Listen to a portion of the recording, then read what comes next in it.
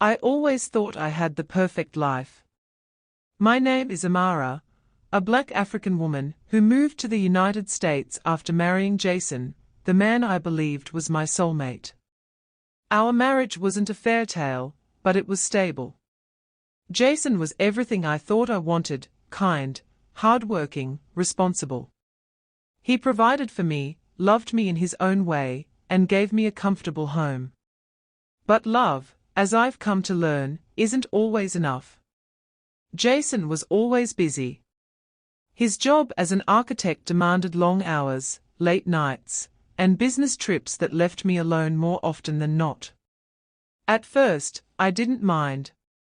I told myself I was lucky to have a man who worked hard for our future. But as the years passed, loneliness crept in. It sat beside me at the dinner table, curled up with me in bed, and whispered to me in the silence of our home. But he has a friend called Daniel. Daniel was Jason's best friend, his brother in everything but blood. They had known each other since college, and their bond was unbreakable. Daniel was always around, always laughing, always full of life. Where Jason was serious and practical, Daniel was carefree and charming. He had this way of making people feel seen, of making me feel seen. I never thought of him as anything more than a friend. At least, not at first. The slippery slope it started with harmless conversations. When Jason was away, Daniel would stop by to check on me, bringing food or just keeping me company. He was thoughtful in ways Jason wasn't, asking about my day, listening when I spoke, making me laugh when I felt lonely. Then came the late-night texts. Can't sleep. Me neither. Want to talk. We talked about everything: life, regrets, dreams, things I hadn't even shared with Jason. He understood me in ways my husband didn't, or maybe in ways I had stopped expecting Jason to. I should have seen the warning signs. The way my heart would race when I saw his name on my phone. The way my body reacted when his hand brushed against mine. The way I felt guilty, but never enough to stop. The first time I realized I had crossed a line was on a rainy evening. Daniel had come over after work, claiming he was just passing by. Jason was out of town, and I was grateful for the company. We sat in the living room, drinking wine, laughing about something I can't even remember now. Then there was a moment, a pause in the conversation, a silence heavy with something unsaid. I looked at him, and for the first time, I saw it. The way he was looking at me, the way I was looking back. I should have gotten up. I should have ended it right there. But I didn't. His hand reached for mine, fingers grazing my skin in a way that was anything but friendly. My breath caught in my throat, my heart hammering in my chest. It was such a small thing, so simple, yet it set off something dangerous inside me. I pulled away first, muttering some excuse, but the damage was done. That night, lying alone in bed, I couldn't stop thinking about it. About him. About how his touch had awakened something I hadn't felt in years. Guilt churned in my stomach, but so did something else, something I wasn't ready to name yet. Over the next few weeks, things changed between us. We were more careful, more aware of the invisible line we were dancing around. But the tension was there, thick and undeniable. Every conversation felt like a game of restraint. Every accidental touch lingered a second too long. Every goodbye was filled with hesitation. Then one evening, everything changed. Jason was working late again, and I had spent the day restless, thoughts of Daniel clouding my mind. When he texted me, asking if I wanted to grab dinner, I didn't hesitate. We met at a quiet restaurant, one Jason never liked going to. Over candlelight and soft music, we talked like we always did, but this time, there was something more. A heat, a need, a pull that neither of us tried to fight anymore. After dinner, He walked me to my car. The parking lot was empty, the air thick with the scent of rain. I turned to say goodbye, but before I could speak, he reached out, brushing a strand of hair from my face. I should have stopped him. I should have stepped back. Instead, I leaned in. The moment our lips met, it was over. I knew then that there was no turning back. The first kiss was a mistake.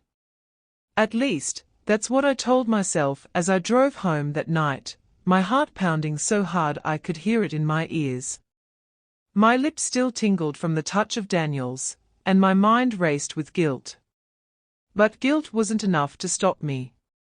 If anything, it only made me want him more. Living a double life after that night, everything changed. I became someone I no longer recognized. A woman with secrets, with lies resting on her tongue like honey. Daniel and I tried to pretend nothing had happened. The next time I saw him, we exchanged awkward smiles, speaking in short sentences, avoiding each other's eyes. But the tension was unbearable, an invisible thread pulling us closer no matter how hard we resisted. Then came the second kiss. And the third. What started as stolen glances turned into stolen moments. A brush of his hand against mine when no one was looking. A lingering touch when he helped me carry groceries. Quiet conversations that felt more like confessions. We were careful. Or so we thought. Jason never questioned me. He trusted me. That was the worst part of it all. Daniel stopping by later, he'd say casually, oblivious to the fact that his best friend was the man who now knew me in ways he didn't. I hated myself for what I was doing. Every night, I lay next to Jason, my guilt pressing down on me like a weight. He would reach for me sometimes, trying to reignite the spark we had lost, and I would let him, hoping it would erase what I had done. But it didn't. Because when I closed my eyes, it was Daniel I saw. One evening, Jason had to leave for a business trip. As soon as he left, I told myself I would spend the night alone. I would not text Daniel. I would not fall deeper into this mess. But temptation is a tricky thing. He texted first. Thinking about you. I should have ignored it. Instead, I found myself replying. Come over. When I opened the door, Daniel didn't hesitate. He pulled me into his arms, holding me close, and this time, I didn't resist. This time, I let it happen. We sat on the couch, talking at first, but there was no use pretending anymore. The way he looked at me, the way I looked back, we both knew where this was heading. His fingers brushed against mine, a simple touch that sent a rush of emotions through me. I felt a warmth I hadn't felt in a long time. This is wrong, I whispered. I know, he said. But I can't stop thinking about you. Neither could I. The silence between us grew heavy, filled with unspoken words. Then, without thinking, I leaned in. The moment our lips met, I knew there was no turning back. I had stepped too far over the line, and sooner or later, the consequences would come crashing down. The moment after I crossed the line, a part of me knew it wouldn't stay a secret forever. For weeks, Daniel and I lived in a dangerous bubble, one that gave us moments of passion and guilt in equal measure. Every time we were together, I told myself it was the last time. But the more I tried to walk away, the deeper I sank. Then, one evening, everything started to unravel.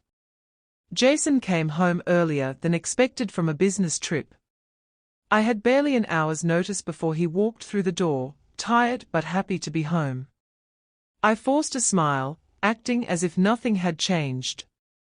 But everything had.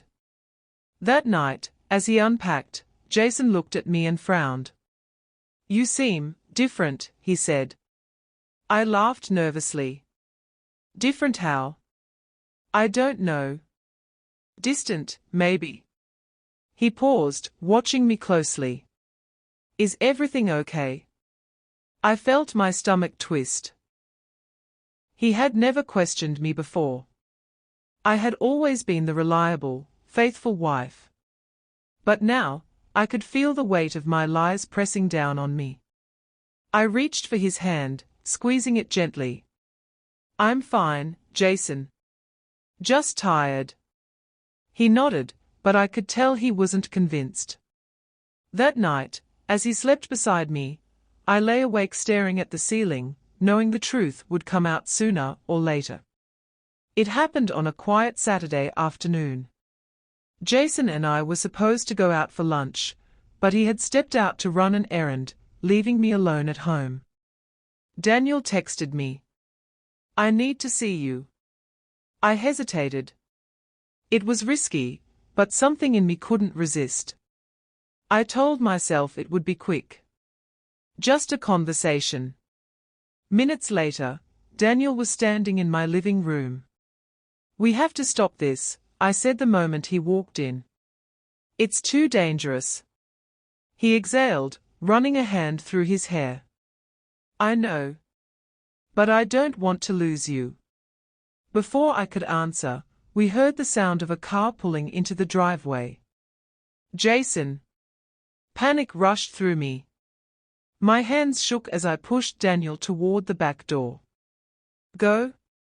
Now? He hesitated for only a second before slipping out the door just as Jason walked in. Jason glanced around, his eyes narrowing. Who were you talking to? My heart pounded. No one. I was on the phone. He stared at me for a long moment. I could see suspicion flicker in his eyes, but he didn't press further. Not yet. For the next few days, Jason was different. He watched me closely, asked more questions than usual. The easy trust we once had was gone. Then came the moment I had been dreading. One evening, he walked into the room, his face unreadable. I need to ask you something, and I want the truth. I swallowed hard. Okay, are you having an affair? The air in the room shifted. My heart felt like it had stopped. I could have lied. I could have denied everything. But something in Jason's eyes told me he already knew. Maybe he had seen something. Maybe he had felt it all along. Tears burned my eyes as I lowered my head. I'm sorry, Jason. A heavy silence filled the room. Then, in a quiet voice, he asked, with Daniel. I nodded. The look on his face, hurt, betrayal, disbelief, was something I would never forget. For a long moment, he said nothing. Then, with a deep breath, he turned and walked out the door. Jason didn't come home that night.